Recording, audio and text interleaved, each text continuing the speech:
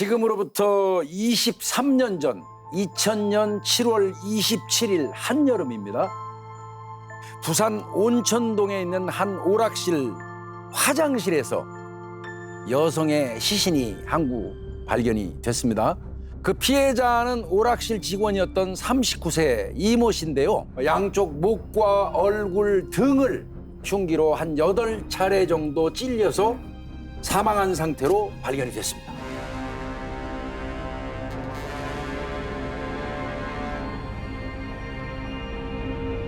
피해자 같은 경우는 그 오락실에서 환전을 담당하던 사람이었기 때문에 현금을 좀 가지고 있었어요. 1,000원짜리 지폐로 한 150장 정도, 그러면 한 15만 원 정도, 그리고 다이아 반지를 가지고 있었다고 해요. 그게 뭐 시가로 한 60만 원 상당이다 이렇게 얘기가 되고, 그게 동시에 거기에 사라진 겁니다. 근데 피해자는 어떻게 발견이 된 거죠? 손님이었던 한 학생이 화장실을 갔는데 비린내가 확 풍겼다고 해요. 그래서 화장실 문을 열었더니 그 안에 시신이 있었던 거죠. 그 현장에 딱 그 화장실 문을 열고 들어가서 제일 먼저 경찰의 눈에 발견된 게 하나 있었는데요. 그게 뭐였냐면 피가 묻은 대걸레였습니다. 딱 봐도 피네요, 붉은색이. 바닥에는 혈흔이 거의 안 보여요. 범인이 현장을 치우기 위해서 이 대걸레를 사용해서 닦은 거고, 그래서 대걸레 쪽에 지금 혈흔이 묻어 있는 걸로 보입니다. 세면대가 있고 옆에 개수대가 있어서 봉걸레 같은 거 빠는 데가 있나 봐요. 근데 그 안쪽에 빨간 물통이 하나 또 있었다고 그래요. 물 색깔을 보니까 붉게 물들어 있더라. 이거는 봉걸레를 빠는 과정에서 이 혈흔이 묻은 물이 같이 아마 섞여 있었던 걸로 보입니다.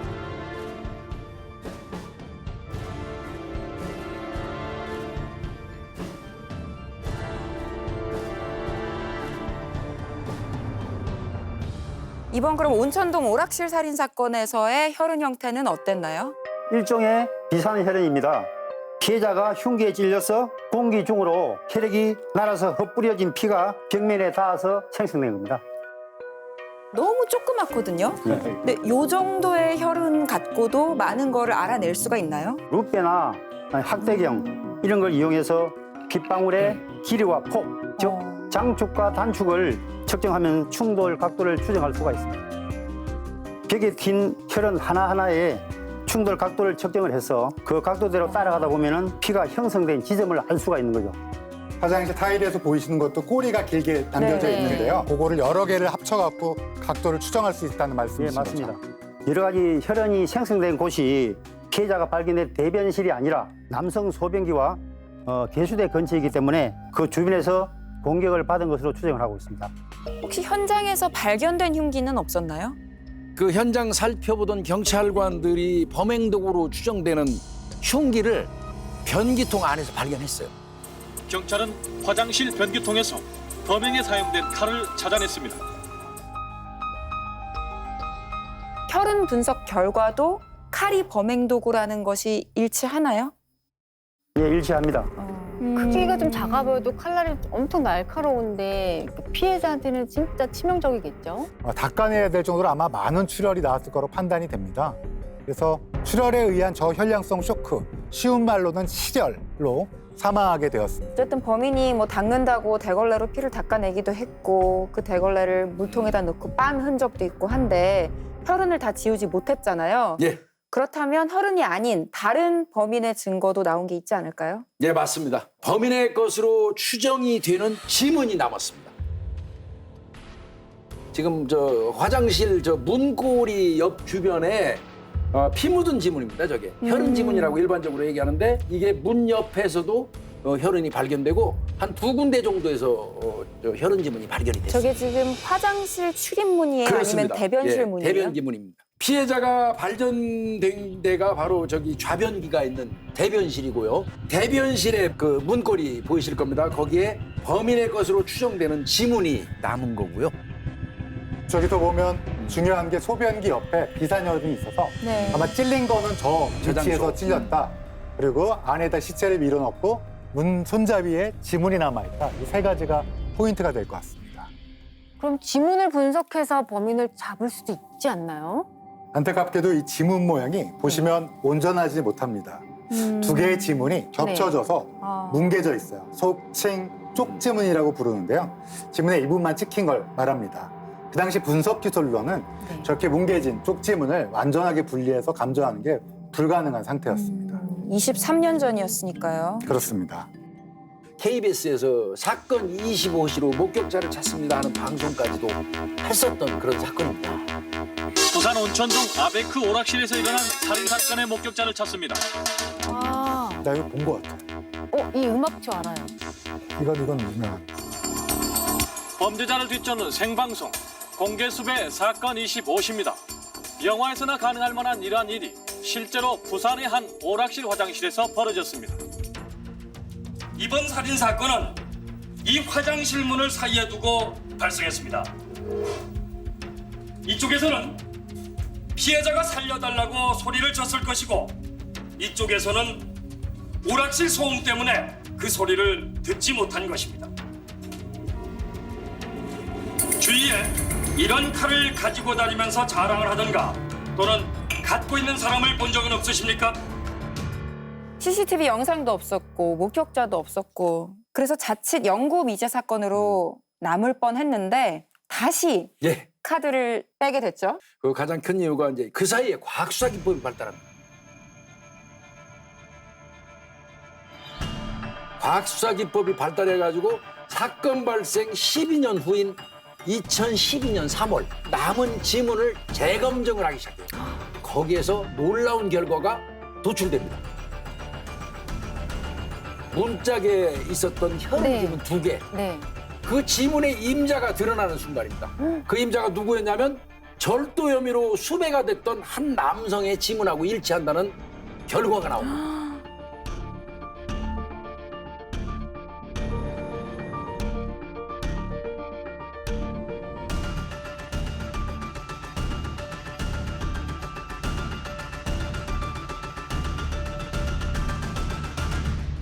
과학수사가 비약적으로 발전하는데 거기에 한몫한 게 에이피스 시스템입니다.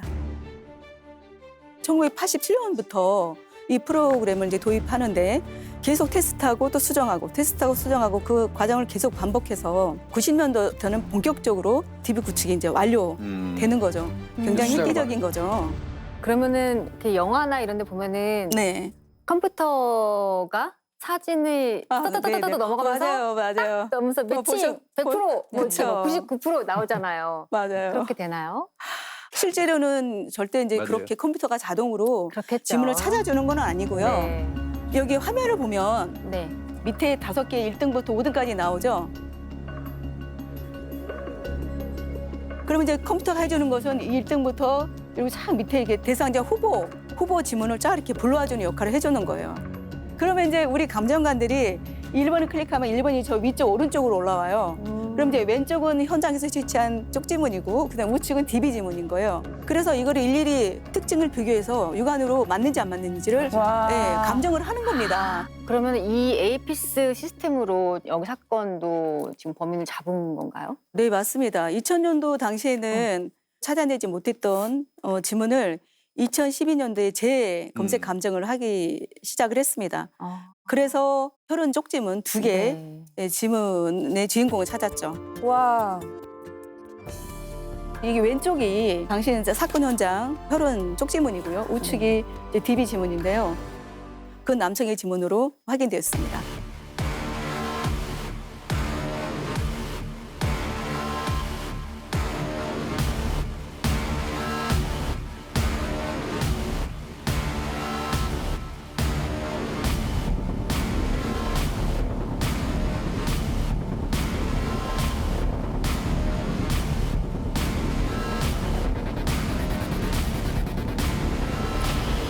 용의자는 손모 씨. 2012년 당시 40세였던 남성입니다. 회사도 다니고 결혼해서 어린 자녀도 있는 평범한 가장이었습니다. 이때는 공소시효를 불과 1년 4개월 앞둔 오. 그런 시점이었습니다. 즉 말하면 1년 4개월만 더 지나갔으면 이제 공소권 없음으로 범인을 잡아도 처벌할 수 없는 그런 상황이 처한 거죠. 이 사건은 손 씨가 네. 2000년 당시에 만나던 애인이 있다는 걸 경찰이 주변을 통해서 알아내긴 했어요. 그러니까 헤어진 애인이 분명히 있긴 있는 겁니다. 그러니까 이제 경찰 입장에서는 이 사람을 대상으로 해서 물어봐야 되겠다. 형사들이 부산에서 경북 지역에 있는 그 전 애인 집을 갔습니다. 근데 뭐 당연히 전혀 협조 안 하면서 내가 12년 전에 일을 어떻게 기억하느냐. 네. 이제 이렇게 이제 우겼죠. 그런데 마지막으로 이제 아마 돌아서면서 형사가 그 얘기했다고 그래요. 피해자 가족 입장에서 한번 좀 생각해 주시고 혹시라도 저희가 가고 난 다음에 기억이 나는 게 있으면 저희한테 연락을 주셨으면 좋겠습니다 하고 명함을 주고 아마 돌아선 것 같습니다. 근데 부산에 거의 다 달았을 때 전화를 한 통 받습니다. 그 여성분의 전화가 딱 걸려온 겁니다. 범행이 일어났던 그때 7월 말경이다. 정확하지는 않지만 네. 그 즈음에 내가 온천장에서 손 씨를 만난 것 같다.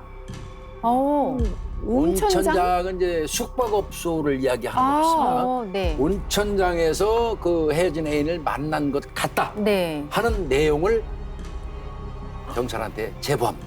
그래서 전 네. A는 형사들의 도움을 받아 사건 당일의 기억을 되살려보기 시작합니다. 그리고 형사들은 참고인의 증언 신뢰도를 높이기 위해서 최면 수사를 의뢰했습니다. 와.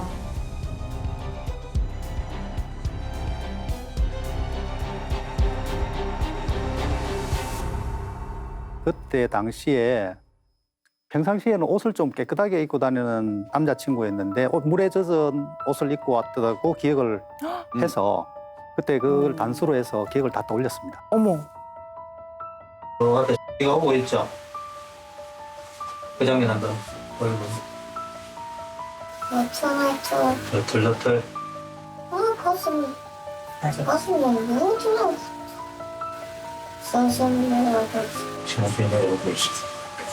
그냥 제가 앞에서 보니까 더 세상에 더 젖었어. 가치가 있으면 여기가 이상하고 키가 귀가 밑에 지지가 힘들었으니까 점이 많아? 얼마나 있어요, 점이? 점이 크기는? 조금 더 작은 거 한번 얼마 만에 깨만 해요? 그거보다 커요? 꼭꼭꼭 박혔는데 어서 박혔어. 꼭꼭꼭 안에 박혀있는 수사팀은 피해자의 그 핏자국이라고 판단했습니다. 와. 굉장히 결정적인 거를 다시 기억해낸 거네요. 범인이 피해자를 칼로 찌르면서 분출된 비산혈흔이 네. 옷에 거꾸로 튄 거죠. 혈액이 산화해서 까맣게 변하니까 검은 점처럼 보일 수 있습니다. 그럼 바지가 젖은 것도 그 바지에 피가 묻은 거를 이렇게 자기가 빨고 막 이렇게 지우려고 했던 흔적 아닐까요? 올라간다. 이거 무서워. 너무 데이터 보려고. 오빠는 왔죠. 오빠가 와니까 그 선수가 진짜 없어. 코피를 흘렸다는 사람이 가슴에서부터 배꼽까지 피가 묻는 게 맞잖아요. 네. 그런데 이 경우는 티셔츠 그 밑단하고 바지에만 이 검은 점으로 꼭꼭꼭 이게 찍혀 있으니까 이상하게 생각할 수밖에 없죠. 두 사람은 만나서 곧 바로 숙박업소로 들어갔습니다. 그 손 씨는 욕실에 들어가서 문을 잠그고 물소리만 내다가 약 30분 정도 있다가 나왔고요. 그 다음에 참고인이 욕실에 들어갔습니다. 그때 정지시켜 놔놓고 한번 봐요. 지금 자꾸 열었죠? 내 수가방은 여는데 내가 왜 커먹고 안에 칼 들어있는 건 지금 봤다 그죠? 와. 칼이 있어요? 와인 색깔 와인 색깔, 내가 그 같은데 깔부 칼. 이거는 그래서 누가 들어가는데 와들구정인데 뭐라 그래? 그래요 그것도 가격값 먹고도 진짜 네, 네. 참고인은 손 씨 가방에서 맥가이버 칼로 보이는 걸 갖다가 여러 차례 봤다고 합니다. 이 프로그램 이름처럼 스모킹건을 찾았다 그렇게 느꼈습니다.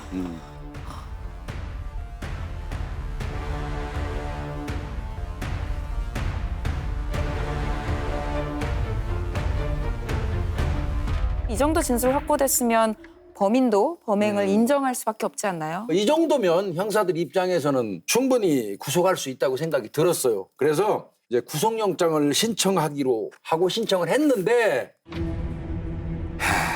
이게 뭐 문제가 생겼나요? 예, 검사까지는 구속영장이 청구가 됐습니다, 법원에. 근데 법원에서 구속영장을 기각을 했습니다. 증거 불충분이라는 사유로 구속영장이 무려 4차례나 거부가 됩니다. 왜 이렇게 정황도 확실하고 지금 증거도 이렇게 많은데 왜 또 기각이 된 거죠? 제가 판단컨대 이 판사님이 요구했던 거는 직접 증거를 찾아와라.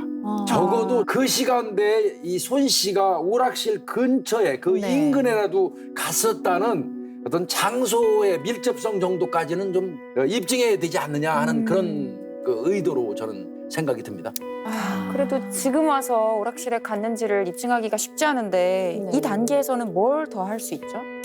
손 씨는 경찰청과 대검에서 거짓말 탐지기 검사를 받았습니다. 결과는 어땠나요? 결과는 모두 거짓이라는 반응이 나왔습니다. 그러면 이 정도면 정말 명확한 거 아닌가요? 하지만 법원에서는 그 거짓말 탐지기의 검사 결과를 네. 증거 능력으로 인정하지 않는 이유 때문에 네. 결정적인 단서가 진실로 필요하게 된 거죠. 검사가 이제 마지막 방법을 또 한번 시도를 합니다. 네. 국립과학수사연구원에다가 혈흔 지문 분석 의뢰를 합니다. 판사가 이제 그 경찰에서 분석한 혈흔 분석보다 국과수 쪽의 혈흔 분석 결과를 더 신뢰할까라는 생각을 검사 입장에서는 한 거죠.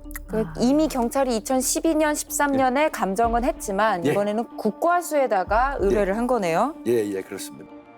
화장실 문짝에 남은 혈흔은 언제 만들어졌습니까?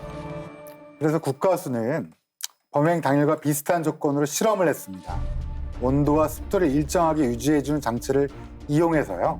사건 당일과 같은 조건인 기온이 27도, 습도는 85%로 재현해서 혈흔 지문이 응고하는 시간을 측정한 거죠.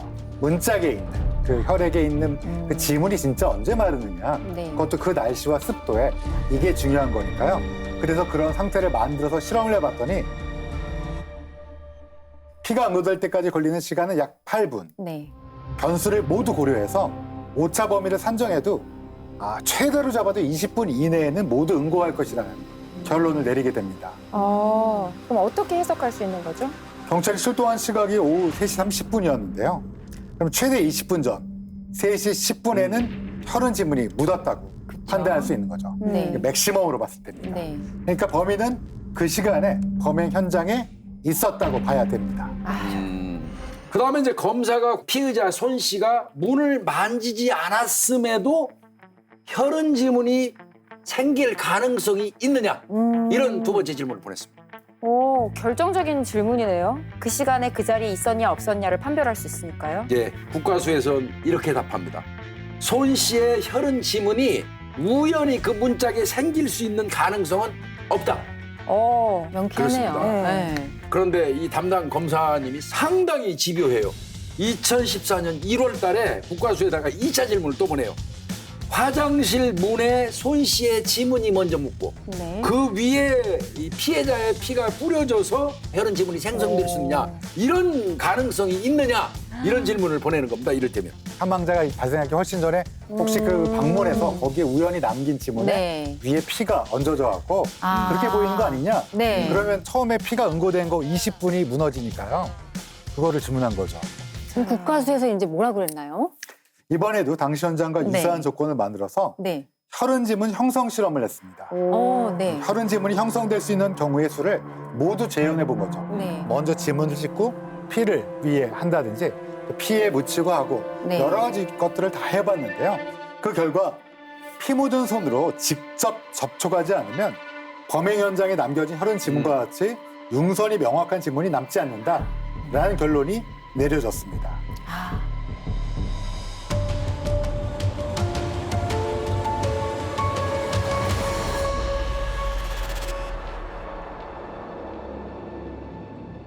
이건 사실은 실험하지 않아도 알 수 있는 건데요. 그렇죠. 과학이라는 거는 그래도 우리가 생각한 거를 명확하게 입증하는 거예요. 모든 걸 다 고려해서. 근데 비로소 국가수에서 우리가 당연하다고 여기지만 그거를 실험으로서 보여주니까 명확한 증거가 된 겁니다. 그러면 혈흔 지문은 손 씨의 것이 확실하고 그 지문이 찍힌 시각도 경찰이 출동하고 20분 전이라는 게 확정이 된 겁니다. 이 손 씨의 유죄를 입증하기 위해서 경찰, 검찰, 국과수, 이 과학수사기법 총동원했고요. 드디어 2014년 2월 21일 날 사건이 발생하고 한 14년 가까이 됐죠. 드디어 1심 판결이 나옵니다. 14년 전에 일어났던 부산 온천동 오락실 살인 사건. 증거 부족으로 미궁에 빠져있던 사건인데요. 공소시효 만료를 1년여 앞두고 범인에게 무기징역이 선고됐습니다. 오, 무기징역이 나왔네요. 와, 진짜. 그리고 2014년 10월 19일 네. 대법원은 무기징역을 선고한 원심을 확정했습니다. 와. 게다가 손 씨는 범행 당시 다니던 회사에서 돈을 횡령하고 지명수배된 상황이었습니다. 법원은 손 씨가 경제적으로 궁핍한 상태였기 때문에 피해자의 금품을 강취하려다가 살인을 저질렀다고 인정한 점도 있습니다. 이 사건이야말로 진짜 과학 수사만으로만 해결된 사건이기도 하네요, 진짜. 네. 맞습니다. 어떻게 보면 형사들의 의지, 네. 그다음에 이 검사님 같은 경우도 보면은 2번이나 국과수에 질의보내가지고 완벽하게 검증해버리잖아요. 네. 거기에다가 또 국과수가 완전히 그 실험까지 하면서 부응해주고 이런 게 이 사건을 해결할 수 있는 동인이 됐다고 생각합니다. 야.